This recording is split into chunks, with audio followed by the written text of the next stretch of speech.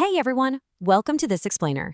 So today, we're taking a look at a super familiar ancient symbol. Something you've probably seen in the sky dozens of times.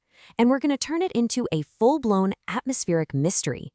Have you ever stopped and wondered why, out of literally all the possible signs in the universe, a rainbow was chosen as the ultimate ancient symbol of a new era?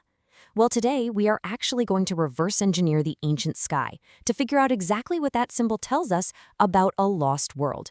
Let's get right into it. Okay, let's dive into this. Look at the ancient text of Genesis 9:13. It says, "I do set my bow in the cloud, and it shall be for a token of a covenant between me and the earth."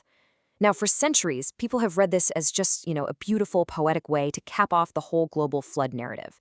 But based on the source material we're looking at today, this is absolutely not just some poetic flourish. It actually raises a massive physical mystery. Why did God choose this highly specific optical phenomenon for future generations? And more importantly, what does that choice actually tell us about the real physical nature of the pre-flood world?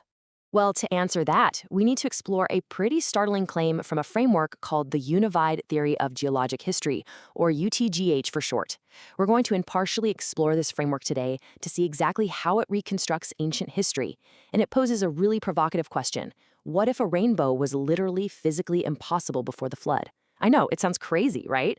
But to understand how an entire atmospheric phenomenon could be impossible, we basically have to play atmospheric detective. Section 1. Anatomy of a rainbow, the physics of the arch. So, to kick off our forensic investigation into the ancient sky, we've got to first break down the exact physical elements you need to create a rainbow today. Because, as you know, rainbows aren't just painted on the clouds, right? They're the result of a very strict set of mechanical requirements. Just walk with me through these simple, satisfying puzzle pieces. For a rainbow to even exist, you absolutely must have discrete, individual airborne water droplets falling in suspension. Second, you got to have direct, unscattered sunlight hitting those exact droplets. And finally, you need specific refraction geometry. Basically, light has to enter a distinct, separate drop of water, bend or refract inside of it, separate into its component colors, and then bounce right back to your eye at a very precise angle. If you're missing even one of those ingredients, like say no discrete drops or no direct light, boom, zero rainbows. It's just physics. Section 2. The pre-flood sky, reverse engineering the ancient atmosphere. Now, what's really interesting about this is how the UTGH framework takes those exact physical requirements we just talked about and uses them to reverse engineer the pre-flood atmosphere. Our sources point to a fascinating ancient textual clue from Genesis 2. It says the pre-flood earth was watered not by rain, but by a mist that rose from the earth and watered the whole face of the ground. Just imagine that for a second. Imagine a world where it literally never rains. Instead, you've got this continuous, 100% humidity dew cycle going on. It'd be a bad hair day for centuries, right? But seriously, your lawn wouldn't even need rain if the atmosphere was perfectly tuned to drop below the dew point every single night. And to pull off that continuous mist, the UTGH framework actually reconstructs the ancient atmospheric pressure.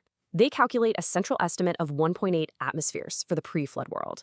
To put that into perspective, that means the air was basically 1.5 to 2 times denser than the 1.0 atmosphere of pressure we feel at sea level today. And these parameters build what is essentially a completely alien sky. Our sources outline some very specific pre-flood conditions here.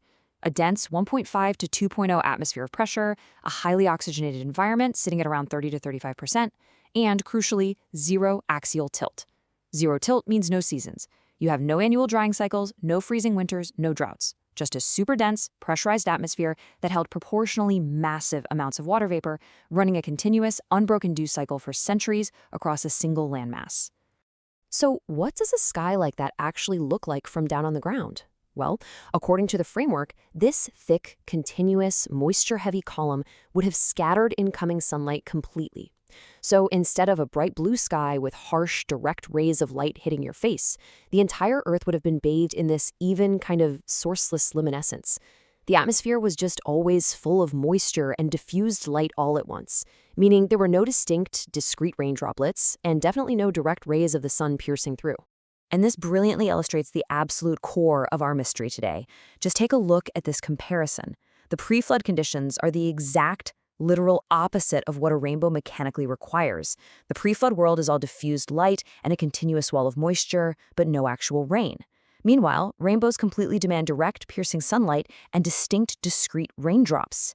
So under this UGTH reconstruction, a rainbow in the pre-flood world wasn't just rare. Actually, scratch that. It wasn't rare at all. It was a physical impossibility.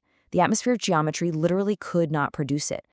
Moving on to Section 3, the atmospheric collapse, a sky torn apart.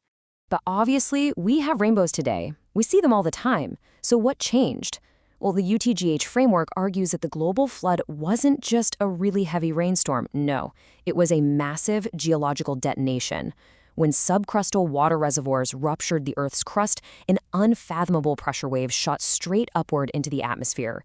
This violently compressed that heavily saturated atmospheric column, instantly stripping the moisture from suspension and driving it all out as precipitation. The pre-flood sky quite literally collapsed in just a matter of hours, and that dropped the atmospheric pressure permanently. Then, when the waters finally receded and the sky cleared up, the Earth found a brand new equilibrium, exactly 1.0 atmosphere of pressure at sea level. This new, much thinner sky just could not hold that continuous, uniform blanket of moisture anymore. That deep, glowing greenhouse mist, it was gone forever. Instead, the collapse of that old atmosphere provided humanity with an entirely new set of weather mechanics. Think about it. For the very first time, the Earth experienced discrete rainfall events. Water actually fell as distinct drops. And because the continuous mist was finally gone, the sky would clear up, allowing harsh, direct sunlight to strike the Earth totally unscattered. The missing puzzle pieces for our optical mystery had finally arrived. Section 4, a monument in the sky. The physics of a promise. And this brings our little forensic investigation to its conclusion. Now we can actually connect the rigid physics of the sky directly back to the theology of that very first rainbow mentioned in Genesis. You see, when God told Noah that the rainbow would be the sign of the covenant, the sources argue that he wasn't just, choosing an arbitrary symbol out of a hat. He wasn't co-opting something Noah had already seen 100 times before. According to this framework, he was introducing a totally new phenomenon that could only physically appear after the Earth's structure had been completely torn apart and rebuilt. It was quite literally a physical necessity of a radically changed world. Looked at under this lens, the rainbow takes on this massive, undeniable weight. It acts as a permanent, physical monument to the lost pre-flood atmosphere that we just finished reverse engineering. It is visible proof, literally written in light and water across the sky, that the world Noah was standing in was radically and structurally different from the world he was born into. The physics and the ancient text are essentially describing the exact same event, just perfectly aligned from two totally different angles.